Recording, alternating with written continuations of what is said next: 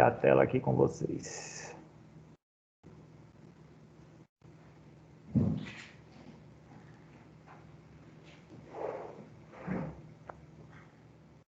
Conseguem visualizar bem?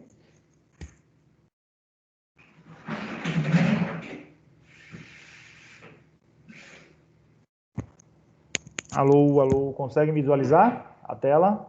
Sim, professor, sim. Ótimo. Então vamos lá, pessoal. À medida que as pessoas forem entrando aqui no lobby, eu vou aceitando, tá? Nós vamos começar. Para quem ainda não viu, no nosso encontro 1, eu até conversei com Laís, que eu acredito seja a líder, né? Do décimo semestre. Eu coloquei no encontro 1 o cronograma provisório, tá? É um cronograma que a gente teve que realizar recente por causa dessa situação atual, tá? A gente realmente não sabe até quando isso vai durar. Quando a gente pensa que está terminando, notícias acontecem aí piores, né? Então, fizemos um cronograma, né, conforme a orientação da coordenação, um cronograma provisório, até o momento que a gente vá retornar às nossas atividades, tá certo? E dentro desse cronograma a gente vai abordar as temáticas voltadas à nossa clínica. No nosso caso hoje, a clínica de atenção à pessoa com deficiência. Eu sei que muita gente também faz, muitos dos que estão aqui fazem odontologia hospitalar. E aí, da mesma forma, a partir de segunda-feira, dependendo de como aconteça esses decretos, a partir de segunda-feira a gente tem um cronograma também de odontologia hospitalar às 18 horas. É uma hora de 18 às 19, tá?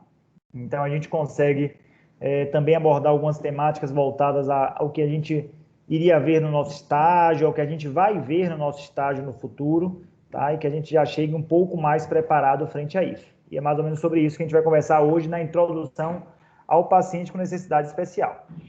Então, eu costumo começar essa aula, né, conversando com vocês dessa importância, né, de termos essa matéria. Não é à toa essa matéria, ela é instituída no 10º semestre, porque oficialmente vocês são os mais bem preparados para poder atender o paciente com necessidade especial. Então, é uma matéria que exige muito, né, do conhecimento de vocês, tanto de parte sistêmica do paciente, de medicações, farmacologia, além de toda a técnica odontológica que vocês aprenderam durante a graduação. Então, de extrações dentárias, restaurações, adequação bucal, tá? Isso envolve, que é o que a gente vai fazer para o paciente PNE. Muita gente pergunta, professor, o que é que a gente faz na clínica de PNE? E aí eu costumo falar quase tudo. Quase tudo por quê? Porque a gente não faz a parte de prótese, a gente não finaliza, por exemplo, um tratamento endodôntico, a gente pode fazer um tratamento de urgência, tá? Mas fazemos quase tudo. E muita gente pergunta, e por que tem uma clínica específica de PNE? Tá? Por que tem uma clínica específica de paciente com necessidade especial, professor? Será que a gente não conseguiria encaixar esses pacientes dentro das outras clínicas? Muitas vezes a gente consegue encaixar para prótese, para endo, mas para o tratamento geral desse paciente, tá? A adequação, são muitos pacientes, né?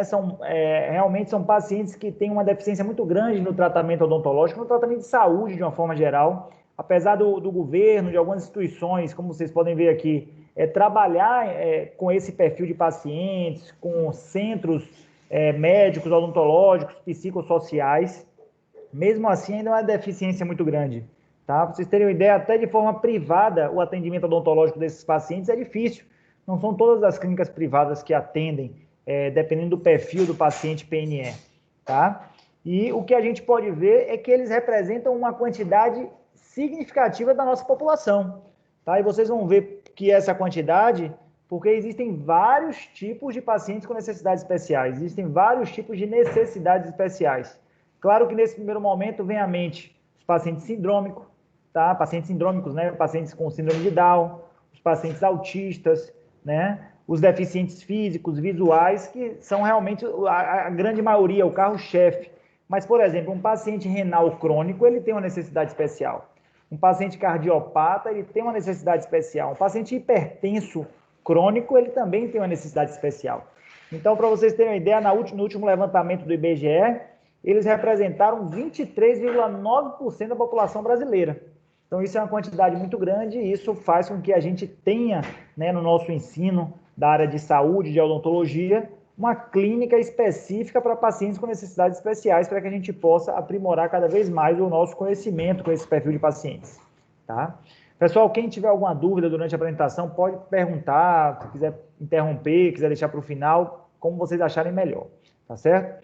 Trazendo mais alguns dados aqui, ó, desses 23,9% da população, né, normalmente é algum tipo de deficiência visual, auditiva, motora, intelectual, tá? Mental. Normalmente aí, ó, existe uma prevalência um pouco maior pelas mulheres, mas não é algo tão exorbitante.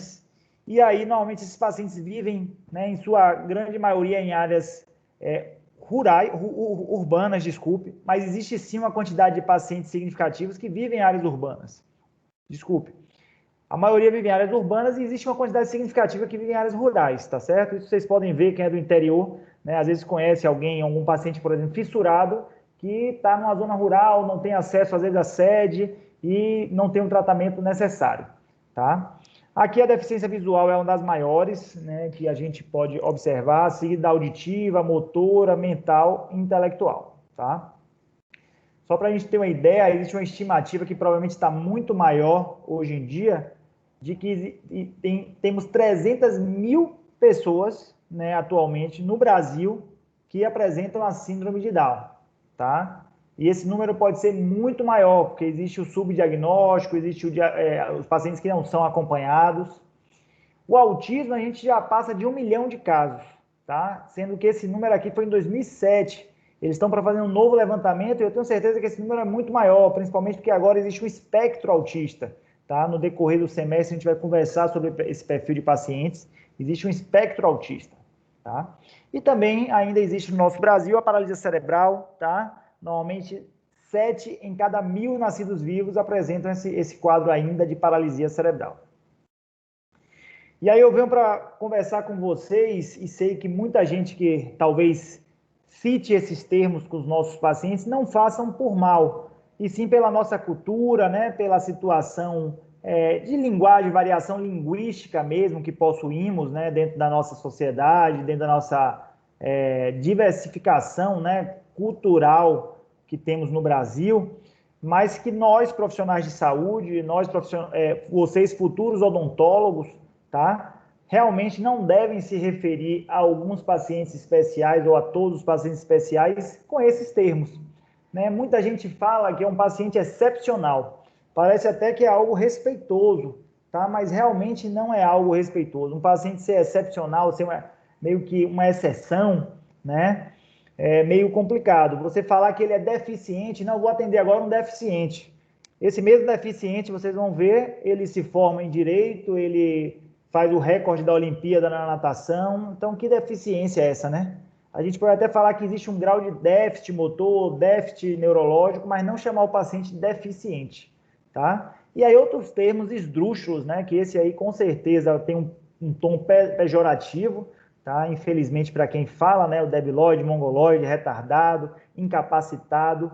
Então, realmente, esses termos são termos esdrúxulos no qual a nossa clínica de PNE na Unime não utiliza, e eu bato firme nisso aí para que vocês, né, não propaguem esses termos, tá? Eu acho que é bem interessante, esse é um trabalho de formiguinha, tá? É um trabalho que a gente vai aos poucos, né, introduzindo na sociedade, mas hoje o correto é chamar pacientes com necessidades especiais com a sigla PNE. Tá? Então, é o que é mais aceito hoje na literatura, é o que é mais aceito hoje no meio das associações desses pacientes, tá? É a forma mais confortável com qual eles ouvem a sua necessidade, tá? Então, é paciente com necessidades especiais. E aí a gente precisa entender que esses pacientes, eles têm uma necessidade realmente muito maior do que outros pacientes, tá? Então, todos nós estaremos envolvidos com esses pacientes na clínica de PNE. Vocês, na área da graduação, tá? No fim da formação de vocês. Nós, os profissionais, a parte dos professores, tá? O corpo docente. E existem dois pontos importantes, duas pessoas importantes que estão envolvidas também com esses pacientes. Uma delas é a família, que a grande maioria das vezes são familiares, pai, mãe, irmão, filho, filha, tá? Que levam seus familiares. E alguns pacientes também têm os cuidadores. Então, essas são pessoas que a gente tem que ter uma proximidade muito grande, porque essas são as pessoas que vão passar a anamnese mais correta do nosso paciente. Essas são as pessoas que vão cuidar do nosso paciente, que vão receber as orientações, na maioria das vezes, sobre uma higienização bucal, sobre uma adequação bucal. Então, é muito importante, a gente chama esse grupo de família especial, tá? Seja uma mãe, um pai, um cuidador. Então, a gente precisa ter um vínculo com esse perfil. E aí vem aquela dúvida, né? Professor, o senhor falou que foi quase 25% da população, né? 23,9% da população, ela está dentro do rol de pacientes com necessidades especiais. E é verdade, tá? É verdade isso, porque vocês vão ver e vão perceber quem são os pacientes com necessidades especiais. Vocês vão perceber que a gente já imagina algum de início logo que é um síndrome de Down, um paciente cadeirante, um paciente com déficit visual. Tá? Mas aqui, por exemplo, esse autor Glusman, em 96, afirmou que o que torna uma pessoa com necessidade especial é o fato dela ser portadora de uma deficiência ou doença que leva a necessitar de uma atenção e um cuidado específico. Tá? É uma definição bem lógica, né? Bem direta.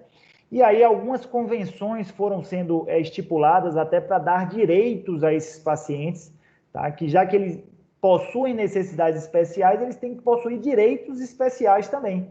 Tá? O paciente com alguma necessidade especial maior do que a minha, ele normalmente deve possuir um direito maior do que o meu.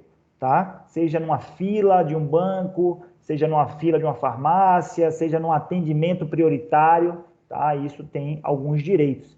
E aí essa convenção ela estabeleceu, né, de que os direitos seriam oferecidos aos pacientes com deficiências, tá? Aqueles que têm impedimentos de longo prazo, natureza física, mental, intelectual, sensorial, tá? E que têm também dificuldade de interação com diversas barreiras, e são normalmente as pessoas que possuem, antigamente esse termo era citado, a pessoa com deficiência, era PCD, vocês podem até observar que existem algumas siglas ainda com esse termo, tá? Mas as siglas mais atuais estão relacionadas ao PNE, que é paciente com necessidade especial.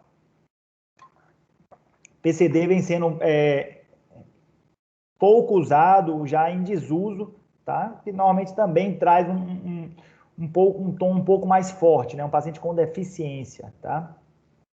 Então, de uma forma geral, quem é esse paciente? É um paciente que tem uma alteração ou tem uma condição, que ela pode ser simples ou complexa, a gente vai conversar sobre isso. Essa condição, essa alteração desse paciente, ela pode ser momentânea ou permanente, tá? Será que todo paciente que está cadeirante hoje, ele vai ficar para o resto da vida? Às vezes foi um acidente que esse paciente teve, está em recuperação, tá? Então ela pode ser momentânea, uma deficiência física momentânea ou permanente, tá? Um paciente renal crônico, ele está na fila de órgãos, né, de doação de órgãos. Então, oficialmente, ele está momentaneamente com essa situação. Depois que ele passar pelo transplante, né, dos rins, ele provavelmente ele vai estar livre, né, desse problema renal crônico, tá? Mas isso depende de vários fatores. A etiologia dessas alterações, elas podem ser biológicas, físicas, mentais, sociais. Mais recentemente vem se trazendo e vem se levantando essas mudanças comportamentais, tá? Normalmente requer uma abordagem multiprofissional, dificilmente esses pacientes serão tratados apenas por vocês, tá? Então, esse paciente, a odontologia é um campo complementar para esse paciente. Normalmente ele tem acompanhamento psiquiátrico, acompanhamento psicológico, nutricional, tá? Então, acompanhamento médico específico e o nosso meio odontológico, muito importante para esses pacientes também, né, necessita de um cuidado para que tenhamos um resultado mais positivo. E aí eu trago uma classificação para vocês de 98, que ainda é utilizada. Um pouco mais à frente eu vou botar uma outra classificação que é mais completa, mas essa é ainda muito utilizada, que é de Dualib, que ele classifica o PNE em alguns grupos.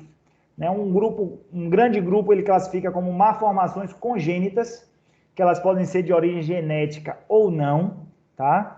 Um outro grupo ele classifica como alterações comportamentais, tá? E aí ele coloca um grande número de de pacientes, né, dentro desse grande grupo de alterações comportamentais. Então, pacientes com autismo, pacientes dependentes químicos, pacientes com neuroses, psicoses, perversão, tá? São pacientes que têm alterações comportamentais comprovadas e que ficam nessa classificação de alterações, né, da parte de comportamento. As alterações físicas que vocês já conhecem, então, uma paciente grávida ela é uma paciente com necessidade especial. Para vocês terem uma ideia, uma paciente em gestação, ela, se for realizar um procedimento cirúrgico sob anestesia geral por algum motivo, ela é classificada como ASA 2, naquela classificação ASA 1, ASA 2, ASA 3, ASA 4, ASA 5, tá? Então, ela tem uma alteração endócrina, tá? Temporária. Alguns pacientes com alterações sistêmicas, tá? Traumatismos, pacientes geriatras. Então, a clínica de idosos nada mais é do que a clínica de pacientes especiais também, com necessidades especiais. Tá? E aí o nosso país, com o passar do tempo, foi percebendo que esses pacientes precisavam ter o direito em Constituição. E aí, em 1989, ele lançou, né, na Política Nacional de Integração a pessoa portadora de deficiência, né, com essa Lei 7.853, de 1989. E essa lei ela é incrementada, né, alguns direitos a essa lei anualmente, praticamente, ou de 5 em 5 anos, ela é revisada. Vocês vão perceber também que o governo, de uma forma geral, independente dessa parte política, ele trabalha muito em cima desse Plano Nacional dos Direitos, né, de pacientes com deficiência.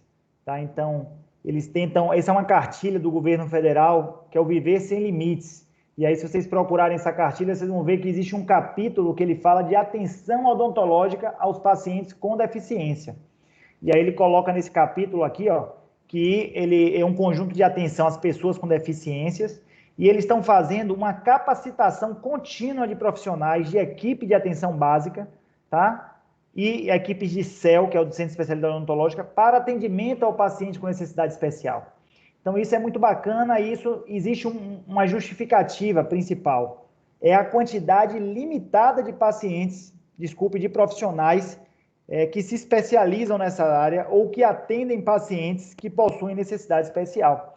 Tá? Eu consigo contar nos dedos, talvez, colegas que sentem-se à vontade a atender um paciente com necessidade especial, um paciente com espectro autista alterado, tá? Então, eu conto nos dedos, muitos colegas, não por mal, mas talvez por falta de uma experiência ou de uma formação nessa área, preferem não atender esses pacientes, tá? Então, assim como vários consultórios também. Então, o governo entende isso e ele capacita você que está no PSF, você que está no CEL, para ser especialista na área de odontologia e pacientes especiais. Tá? Então, isso é uma educação contínua. Quem estiver futuramente trabalhando em algum CEL ou PSF, pode procurar isso com sua Secretaria de Saúde, que é uma educação contínua do governo federal.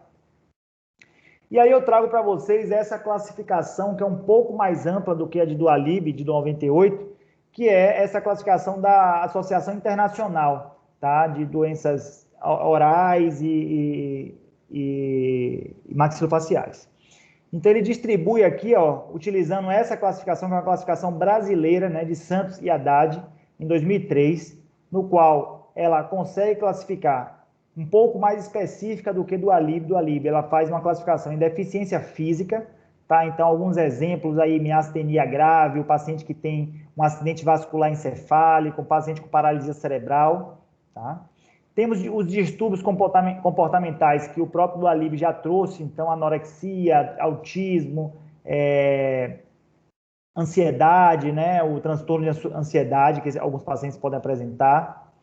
Condições sistêmicas, e aí são muitas condições de doenças sistêmicas, tá? Como eu falei anteriormente, gravidez, mas a gente tem um grupo de pacientes também que é um grupo grande, são pacientes oncológicos, pacientes que foram irradiados na região de cabeça e pescoço, pacientes transplantados ou imunossuprimidos. Olha um grupo enorme de pacientes aqui, diabetes, tá? Hipertensos, cardiopatas. Então, olha a quantidade de pacientes que fazem parte da nossa clínica de PNE. Ainda temos o déficit mental, tá? Os pacientes com deficiência mental, eles trazem também um comportamento intelectual, né, um pouco mais abaixo ou totalmente abaixo. A gente vai ver em aulas mais para frente a classificação do déficit mental leve, moderado, severo, muito severo, como é o comportamento desse paciente, tá? Então, é um tipo um outro fator de classificação. Os distúrbios sensoriais, que são também uma grande quantidade, então, distúrbio auditivo, visual, transtornos psiquiátricos, tá? Isso aí acaba se confundindo um pouco com o transtorno comportamental do nosso paciente. Então, essa doença que vem acometendo muitas pessoas, a depressão, fobias, né, o toque, isso tudo entra como pacientes especiais. A gente tem pacientes, às vezes, odontofóbicos que não conseguem sentar na cadeira. Eu já levei alguns pacientes para realizar o procedimento, né, a nível de centro cirúrgico, comprovadamente com laudo psiquiátrico, psicológico, justamente de pacientes que não conseguiam, pela fobia, eles não conseguiam, né, possuir o tratamento a nível clínico, por mais que o seu tratamento pudesse ser realizado com anestesia local, pelo nível de complexidade, mas o seu transtorno psiquiátrico era tão grande que a gente não conseguia, tá? A odontofobia.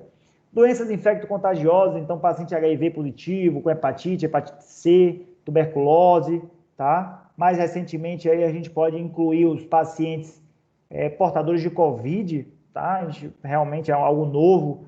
Talvez na semana que vem eu converse com vocês um pouco do impacto, né, desses pacientes com necessidade especial e o impacto que esses pacientes possuíram na pandemia, tá? Foi uma aula que eu elaborei no final do ano passado, então eu acho que é algo que dá para a gente conversar bem também.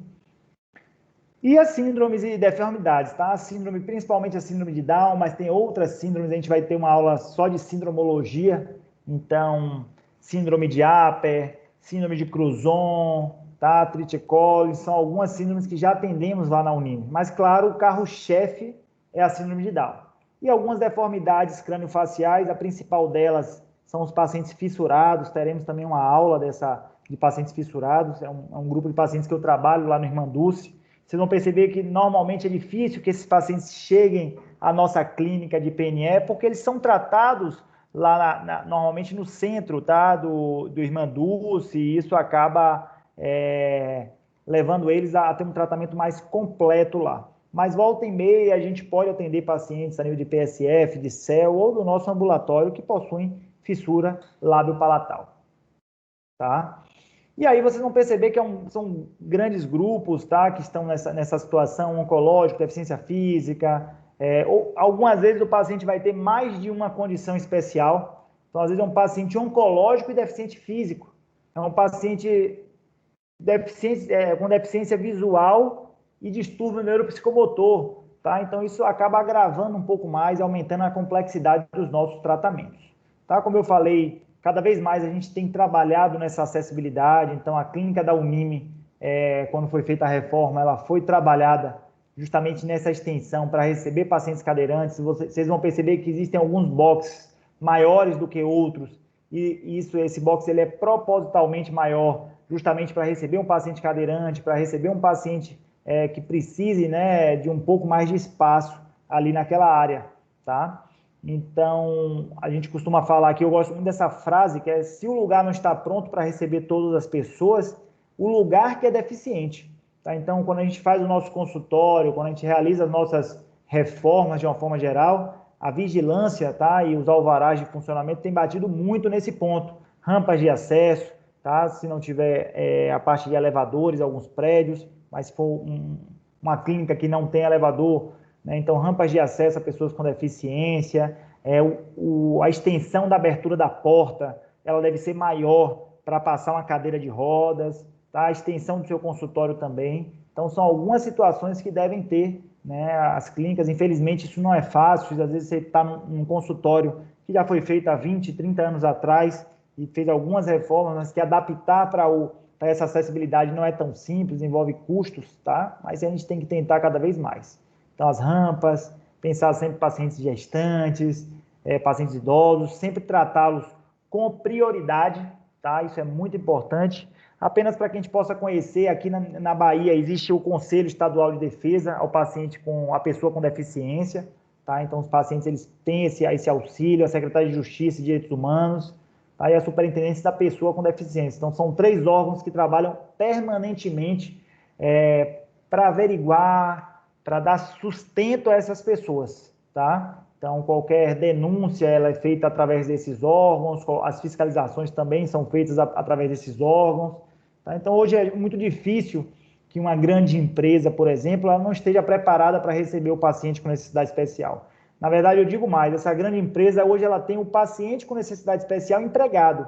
Então, vocês podem perceber em grandes redes de mercado, você às vezes tem um paciente com déficit auditivo, um déficit motor, tá? Ele está numa função específica que ele pode realizar dentro dos seus limites, mas a gente tem percebido cada vez mais essa inserção. E existe um benefício fiscal para isso, tá? Cada vez que uma empresa ela contrata um paciente com necessidade especial, ela tem um benefício fiscal, eu não vou saber dizer para vocês o que é, quanto é, mas é um benefício fiscal e isso acaba sendo bom também para a empresa, tá? Mas depois dessa breve introdução aqui, né, que a gente conversou um pouco sobre quem são esses pacientes, quais são os perfis, as classificações, a gente deve entrar agora no nosso tratamento odontológico, ao PNE, tá? Nesse momento, às vezes em sala de aula, algumas pessoas perguntam, né, professor, mas vem cá, o tratamento odontológico do paciente com necessidade especial tem alguma diferença do que a gente aprendeu até o momento? Né? Estamos aqui no 9º, 10º semestre praticamente, para se formar. E será que a restauração que eu faço no paciente que não tem necessidade especial, ela é diferente para o paciente que tem a necessidade especial, a extração, tá? E é uma pergunta muito inteligente essa pergunta. Eu gosto muito quando fazem, porque a resposta é não. Que bom que vocês estão pensando assim. E é dessa forma que eu gostaria que vocês pensassem. Nós não iremos modificar nossas técnicas, nós não iremos subtratar o nosso paciente. Não, vou colocar aqui uma resina inferior porque é um paciente especial. Não, vamos usar um anestésico mais simples porque é um paciente especial. Isso não existe. Na verdade, isso não existe, não. Isso está errado. É melhor falar dessa forma. Tá? Você deve tratar o seu paciente especial com o mesmo zelo ou até maior do que tratamos todos os nossos outros pacientes. Claro que algumas condições que eu vou conversar com vocês aqui são condições específicas, tá? Principalmente no que diz respeito à desensibilização, à conduta com esse paciente, tá? A forma de acolhimento desse paciente muitas vezes vai ser diferente, o tempo de tratamento desse paciente vai ser diferente. Tá? Eu costumo falar que muitas matérias têm as metas, né? Metas e cotas, tem que fazer 20 extrações, 30 limpezas. Infelizmente, na nossa clínica de PNE, vocês não são avaliados dessa forma. Feliz e infelizmente. Eu não vou cobrar que vocês façam 20 extrações em pacientes especiais, 10 restaurações em pacientes especiais. Às vezes vai ter uma dupla que vai atender um paciente especial que ela vai conseguir, no máximo, fazer com que esse paciente sente na cadeira e abra a boca e jogar um azinho no máximo. Porque esse paciente já foi em outro consultório e quebrou o consultório todo. Mas essa dupla conseguiu fazer isso, ela já evoluiu de uma forma significativa. Claro, nos pacientes que são aptos ao tratamento, vocês irão realizar o tratamento, né, adequado para esse paciente. Primeiro passo, pessoal, é acreditar, tá? Eu boto essa figurinha aí que ela é bem engraçada, porque eu costumo perceber no olhar de vocês na clínica, principalmente nesse período que a gente está iniciando, quando vocês atendem um paciente, vocês já começam a perceber que esse paciente vem de lá de fora gritando, é um paciente que às vezes Miriam já chega e fala com a gente, doutor, o paciente está lá agitado demais. Aí quando eu passo para alguma dupla, eu percebo uma cara de medo, uma cara de falar assim, professor, não vai dar certo, isso aí não vai dar certo, professor. Então, assim, o primeiro passo é acreditar, pessoal. Todo paciente ele é potencialmente tratável, tá? Em consultório, tá? Todo paciente ele tem um potencial de ser dessensibilizado, de ser acolhido. Temos isso na realidade. Temos pacientes que nunca sentaram numa cadeira e chegaram ao nível de realizar extrações de terceiros molares. Então, olha só como a gente consegue perceber essa dessensibilização. Isso vai ser sempre, professor, sempre assim, vai depender apenas da gente? Não. Né? Temos que ser realistas, não depende apenas da gente, tá? Agora, o que a gente precisa ter noção é que a saúde bucal desse paciente está totalmente ligada ao seu bem-estar geral. Então, é um paciente de síndrome de Down que tem bastante cálculo, bastante placa, e ele já é propício a ter endocardite, ele pode ter o quadro de endocardite bacteriana. Então, essa é a importância do nosso tratamento. Não é aquele tratamento, se der, deu. Se não der, paciência, segue o barco. Não é assim, tá? É um tratamento que tem que ser realizado. Claro que dentro das propostas que a gente vai conversar aqui. Vai ter condições que vocês não vão conseguir realizar, irão ter condições sim, os casos mais extremos, né? Após algumas tentativas, a gente vai precisar realmente recomendar talvez um centro cirúrgico, uma sedação com óxido nitroso, tá? Mas o primeiro passo é acreditar e seguir degrau por degrau. Não adianta querer receber um paciente PNE hoje, um paciente autista, no qual ele já teve uma experiência negativa na última vez que ele veio ou em outro consultório que ele compareceu, e querer colocar esse paciente na cadeira e já fazer a extração dele, ou então já fazer uma limpeza logo de primeira, porque eu preciso ter uma meta para bater, vocês não irão conseguir. Na verdade, vocês não vão conseguir que esse paciente fique ainda mais traumatizado e menos propício ao tratamento, né, sob anestesia local. Então, nós vamos seguir alguns degraus, tá? Subindo alguns degraus, para que a gente possa chegar no melhor tratamento para cada paciente. E eu falo aqui o melhor tratamento para cada paciente. Não é o melhor tratamento que a gente poderia fazer, né? Eu poderia ter feito muito melhor a limpeza, mas o paciente se agitou tanto, mas eu pude fazer uma limpeza naquele paciente naquele momento.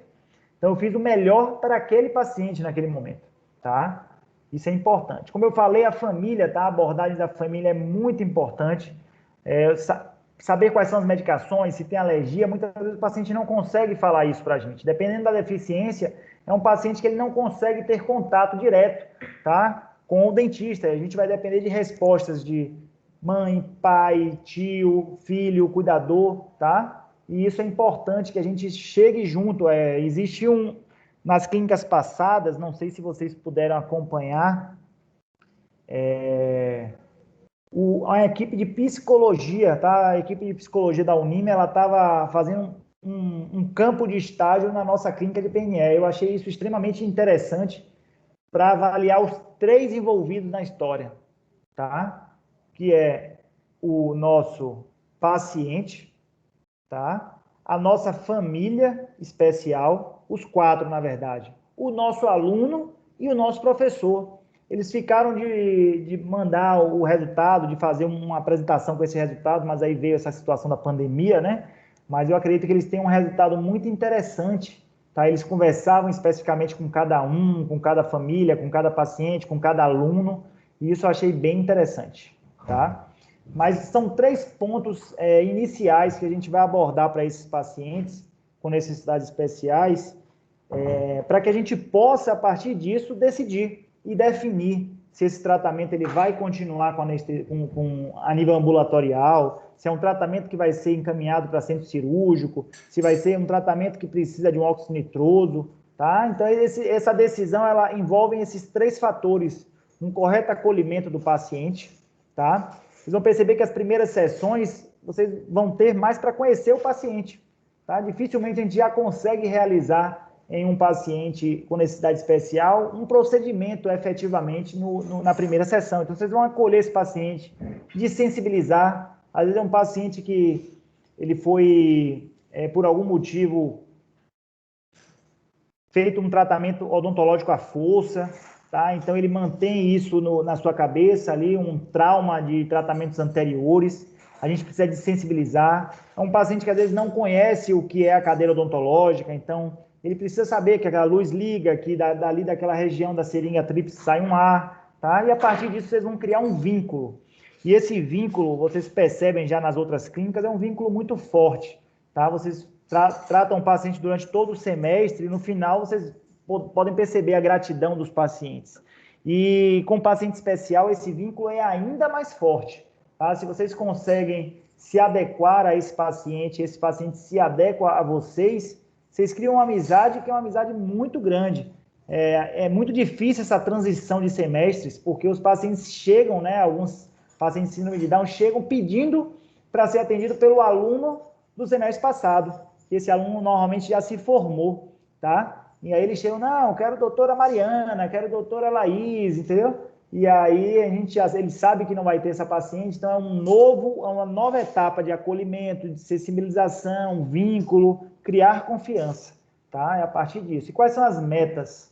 As metas são metas de quase todos os nossos pacientes, tá? Praticamente todos os nossos pacientes. Uma anamnese minuciosa, um exame físico criterioso, a gente vai direcionar a avaliação de acordo com a condição do nosso paciente, identificar qual é essa condição especial que o meu paciente tem. Ela é comportamental, ela é uma condição vinculada à parte física, à parte psicológica. Solicitar os exames complementares, que normalmente são exames de imagem ou exames hematológicos, e a partir disso eu vou tratar um plano específico para o meu paciente PNE. Ah, professor, o plano para paciente autista é um plano que já existe, é pronto. Então, o da dupla aqui ao lado é o paciente autista também, eu vou fazer a mesma coisa que ele. Não. O espectro autista é diferente, é um paciente que vai precisar ser sensibilizado de forma diferente. Às vezes, sua dupla vai conseguir fazer tudo no paciente autista e você não vai conseguir fazer nada em um outro paciente autista. Tá? Então, vai depender muito de como as coisas vão acontecer e do perfil do seu paciente. Tá? Conhecer a história médica, o diagnóstico correto desse paciente, tá? Atualizações das consultas de retorno. Então, é um paciente que já está sendo atendido aqui na nossa clínica, na nossa clínica da Unime.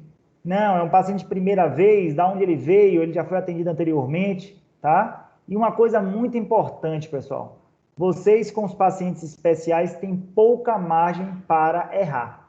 E aí o que eu quero dizer com isso? É assim, um paciente especial, a gente tem que otimizar o tratamento dele. É difícil para um paciente especial ele ficar deitado 2, 3, 4 horas. É difícil para um paciente especial a gente demorar muito num tratamento de extração dentária ou numa limpeza. A gente tem que otimizar. Então, por exemplo, estou realizando uma extração no paciente, faltou material, a alavanca reta não está na mesa. Não, professor, vou pegar ali na esterilização, quase 10 minutos para pegar lá na esterilização. Esse paciente ele não vai ficar tranquilo, esse paciente provavelmente vai levantar, vai ficar agitado. Então, a gente tem pouca margem para errar, tá, com esses pacientes. Essa ficha clínica vocês já conhecem bem, tá? Aquela ficha da Unime, queixa principal, história da doença atual, ver quais são as medicações que eles usam, se já teve históricos familiares, tá? Alergias e por aí vai, tá? E aí a gente vai começar a perceber, né, com esse paciente, se ele tem condições sistêmicas que podem alterar o nosso tratamento a nível de ambulatório. É um paciente que já na primeira conversa extremamente agitado, será que ele precisa de uma sedação? Ou será que é um paciente que já foi feita diversas tentativas no semestre passado e não conseguiu? É um paciente que tem que ir para um ambiente hospitalar? Ou aplicar outras técnicas que viabilizem o nosso tratamento. Quais são essas técnicas? A gente vai conversar. Não são técnicas fáceis para se aceitar, tá? Mas são técnicas que são instituídas aos nossos pacientes, como, por exemplo, isso não é feito em todos os casos, mas a contenção física. Muitas vezes a gente faz uma contenção física do nosso paciente, né, com algumas amarrias, na cadeira odontológica. Isso parece muito rude, eu sei, tá? Mas é um tipo de tratamento que evita que o paciente vá para uma anestesia geral, ou às vezes, por exemplo, numa situação dessa atual que a gente está vivendo, os hospitais estão lotados, não existe vaga em centro cirúrgico, não existe cirurgias eletivas não estão sendo realizadas, e esse paciente às vezes precisa de uma extração dentária, tá? Muitas vezes tem que ter uma contenção física para esse paciente, tá? Por uma infecção que ele teve, que se não remover vai infeccionar de novo. Então a gente precisa ter o contexto. Claro que não é no primeiro momento que eu vou receber meu paciente, eu vou colocar ele na cadeira e vou conter ele. Pronto, vou amarrar meu paciente. Claro que não, isso vai depender de cada situação, tá? Sempre pensar que isso é com o aval da família, com o termo de consentimento da família, ou do cuidador, ou do tio, do pai, da mãe, de quem for responsável por esse paciente, tá? Lembrar de fazer um exame físico criterioso, tá? Então, cavidade bucal, região de cabeça e pescoço, identificar fator de risco, é um paciente dependente químico, é um paciente que foi irradiado cabeça e pescoço por uma lesão que ele tinha em orofaringe, perceber se não tem recidiva dessa lesão, se não tem alguma área específica, tá? Isso é muito importante. Da nossa parte odontológica, o que a gente pode perceber, né, pelas condições de alguns pacientes, não são todos, mas condições motoras, intelectuais, ou uma falta de instrução, ou cuidado até dos seus familiares e cuidadores, é um índice maior de cárie, de doença periodontal, de patologias, né, císticas inflamatórias, de infecções fúngicas associadas, né, à cavidade bucal desse paciente. Então, aqui ó, são pacientes que aparecem ao nosso ambulatório dessa forma, tá? Aqui são cáries de irradiação, cáries rampantes, né? Ali na região cervical, e paciente irradiado, acontece muito isso.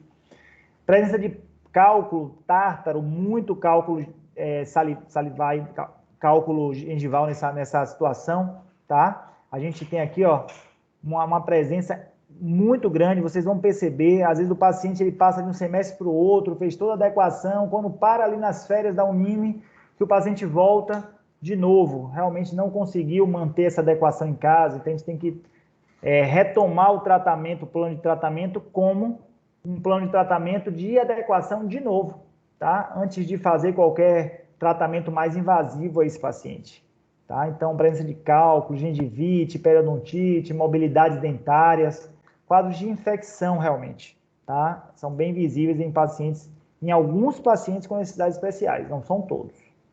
E os exames complementares são os que vocês já conhecem, vocês realizam normalmente periapicais na nossa clínica, e em alguns casos, pela dificuldade ali do paciente em abrir a boca ou de colaborar com a radiografia periapical, a gente pede também uma panorâmica, tá? Ah, professor, vou fazer uma radiografia de boca toda do meu paciente, como eu faço lá em outras clínicas. Não, a gente vai fazer a radiografia que for necessária. Se for necessária a radiografia de boca toda, provavelmente a gente vai pedir uma radiografia panorâmica para esse paciente. Tá? Imagine que seu paciente, às vezes, é um paciente que tenha uma deficiência de abertura bucal, tá? Ele não consiga abrir muita boca, tá? E aí você vai conseguir ficar colocando filme ali naquela área para que o paciente fique parado e você faça 14 tomadas radiográficas, é difícil, tá? Então, tem pacientes que têm tremores na face, tremores no braço, né? Com a doença de Parkinson, por exemplo.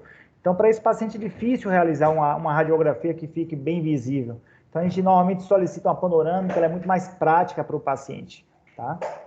Os exames laboratoriais, não são todos os pacientes que precisam, na verdade é um percentual pequeno, vai depender se há algum déficit de coagulação, algum déficit de plaqueta, isso a nossa anamnese vai guiar.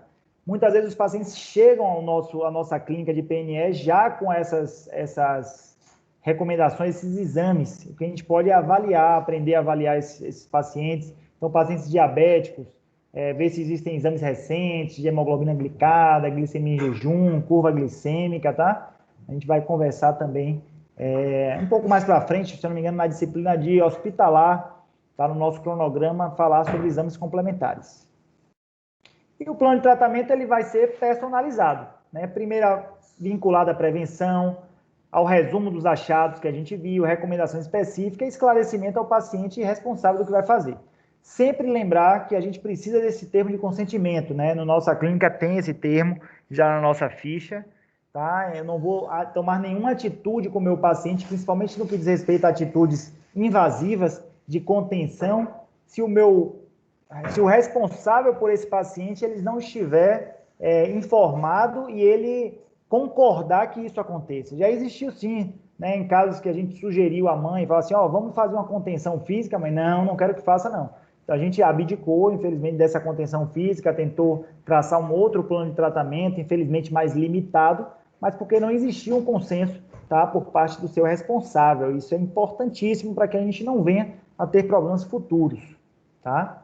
Como eu falei, é a interação multiprofissional, normalmente não cuidamos desse paciente de forma isolada, tem um médico, assistente social, psiquiatra, psicólogo, enfermeiros, cuidadores, tá? E a gente precisa ter um pouco dessa questão do manejo comportamental, nesse primeiro momento, tá? Começar a perceber o nosso paciente, tá? O toque nesse paciente, ele deve ser um toque mais suave, então aqueles movimentos mais bruscos que às vezes a gente pode fazer, não deve acontecer. O olhar para esse paciente, verbalização, a expressão facial, deve passar um tom de tranquilidade, né, para que esse paciente possa começar a se acostumar na sua cadeira odontológica.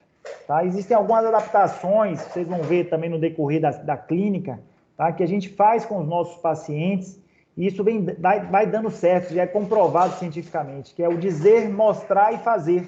Você vai falar, eu vou jogar um azinho aqui, você mostra o ar, joga o azinho assim na mão do paciente, no braço, ele percebe que vai sair ar ali, e a partir disso você vai lá e faz, tá? Na boca do paciente. O controle pela voz, tentar sempre manter uma voz mais tranquila, mais macia ali naquele momento com o seu paciente, tá? Evitar tons rígidos, né? Voz, talvez um tom um pouco mais alto, principalmente com pacientes autistas. E temos as diversas técnicas de distração.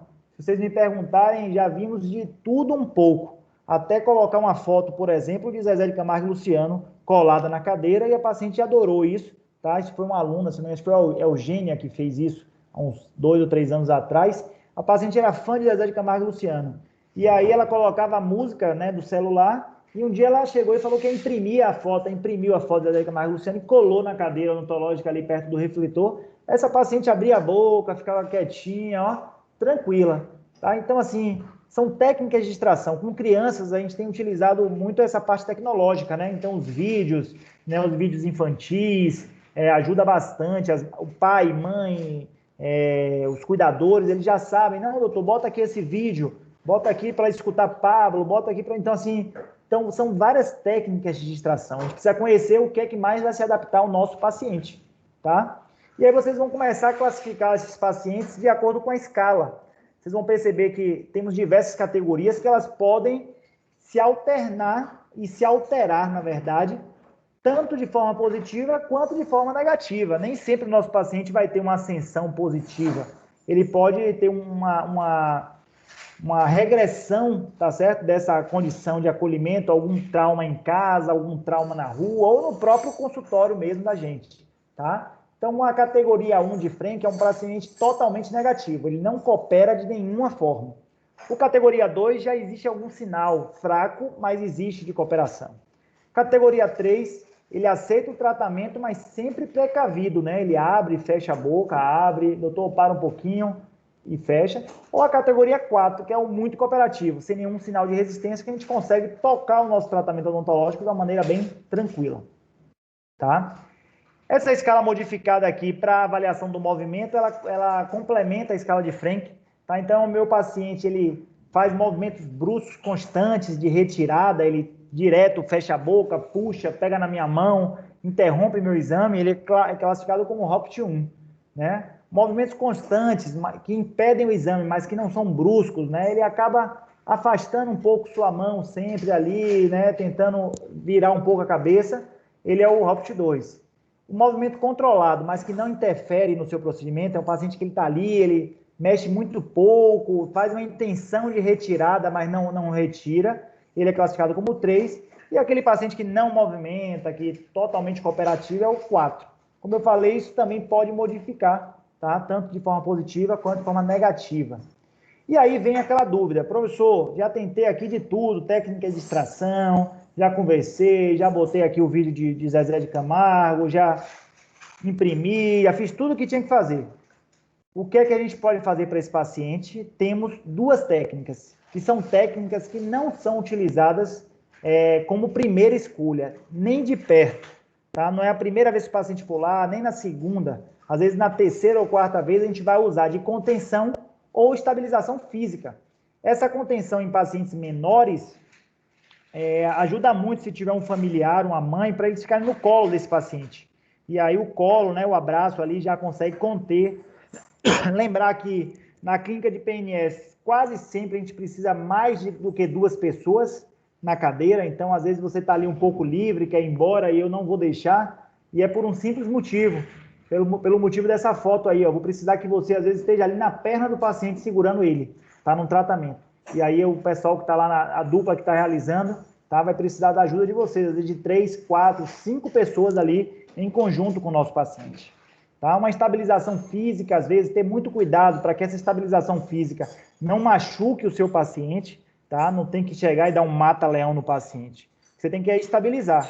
Claro, né? Nem para você se machucar, nem para o paciente se machucar. Tá? Às vezes aqui, ó, a maioria das vezes a gente consegue que a mãe abrace o paciente, tá? E isso já dá um conforto para o paciente muito grande, que está no colo da mãe, mas tudo vai depender do tamanho, tudo vai depender da força física. Imagina que a gente atendeu um paciente, acho que foi no semestre retrasado, Danilo, a gente chamava ele de Danilão.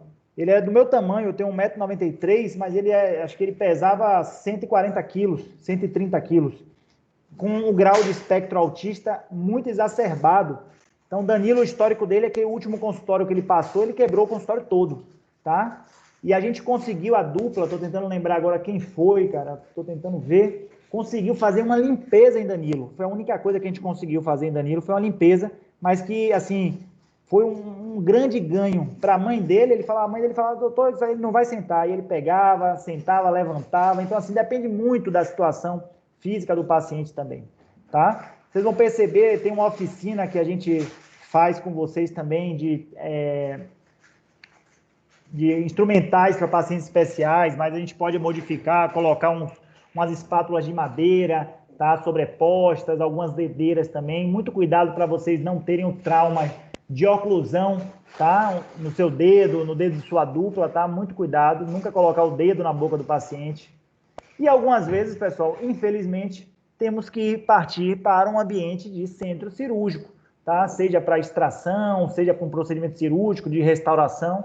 Infelizmente, não é simples, e mais recentemente, né, com essa situação que a gente está vivendo de pandemia, não é menos simples ainda, tá? Então, realmente é algo que a gente precisa esgotar todas as outras possibilidades para que chegue a esse nível, tá? Lembrando sempre que a prevenção vai ser a prioridade, o atendimento precoce do PNE e os controles periódicos. Esse é o nosso objetivo. Para finalizar aqui nossa aula, eu vou falar um pouco de mercado de trabalho, tá? Muita gente pergunta, eu tenho recebido, fico até feliz, tenho recebido algumas mensagens de alunos que estão interessados em fazer a especialização em pacientes com necessidades especiais, em odontologia para pacientes com necessidades especiais, e eu falo que é algo interessante, tá? Talvez você não precise ter apenas essa especialidade, mas que seja uma especialidade a mais para você, você seja ortodontista e especialista em pacientes com necessidades especiais. Eu digo isso por diversos motivos. Primeiro, pelo campo de trabalho. Se eu não me engano, foi o ano passado, surgiu um concurso para um CEL. Não me lembro onde foi, se foi Camaçari, se foi algum interior, não lembro qual foi. E aí, dentro desse concurso, tinha vaga para bucomaxilo, para pério, para endo e para odontólogo de pacientes com necessidades especiais. Para bucomaxilo foi uma concorrência, acho que de 30 para 1. Para pério, acho que foi de 25 para 1. De endo, acho que foi 40 para 1. Quando a gente foi para a odontologia de pacientes especiais, tinha 2 pessoas inscritas para uma vaga. Então, por aí você vê que o mercado de trabalho é bem aberto, né? Além do setor público, temos hospitais, clínicas privadas, atendimento domiciliar e home care, tá? Então, é um setor bem aberto. Claro que a pessoa tem que ter a vontade primeiro, tem que se sentir apto para isso, tá? Lembrando que essa é uma especialidade já reconhecida, tá, na odontologia, especialidade de pacientes especiais, tá? Então, quem pensar em especializar é uma especialidade já reconhecida pelo CRO, pelo CFO, tá? E normalmente acontece esse fluxo, né, de pacientes, tá? Às vezes, até que o paciente chegue à unidade do CEL, ele passa pela unidade básica, do CEL ele pode passar por um tratamento com a unidade de referência, e por aí vai. Nossa unidade aqui da Unime, ela é considerada talvez uma especialidade, o centro de especialidade. Aqui é o setor público, tá? E é sobre isso, né, pessoal, que a gente vai finalizando aqui, tá? Falando sobre o mercado de trabalho, uma possibilidade para quem pensa, tá? Eu estou aqui aberto às possibilidades de tentar orientar. Não é tão simples achar cursos, né? Existem alguns cursos EAD, mistos, na verdade, entre EAD e práticos, então, que podem ajudar aí a gente a se aperfeiçoar nessa área, tá? Lembrando que o nosso sucesso terapêutico está ligado à melhora na qualidade de vida do meu paciente. Então, se eu faço uma limpeza, se meu paciente não tem infecção, é um sucesso no apoio multiprofissional e no apoio familiar. Beleza? Eu deixo aqui essa frase, tá? Da nossa irmã Dulce, né? Para quem me conhece, quase sempre eu deixo essa frase da nossa Santa Dulce, tá? Que sempre que puder, fale de amor e com amor para alguém, faz bem aos ouvidos de quem ouve e à alma de quem fala. Ok, pessoal? Eu vou tirar aqui o compartilhamento e aí me deixo aqui à disposição para dúvidas. E aí, pessoal, dúvidas? Não, prof, a aula foi ótima. Ah, bacana, Amanda. Obrigado aí pelo feedback. Ó, se ninguém tiver dúvida, podemos finalizar, tá? Como eu falei, esse é um cronograma provisório. Tudo vai depender de como as coisas irão ocorrer, tá certo? Espero que a gente esteja o mais breve possível na nossa clínica de pacientes com necessidade especial. Ok? Então, estamos liberados para a gravação aqui.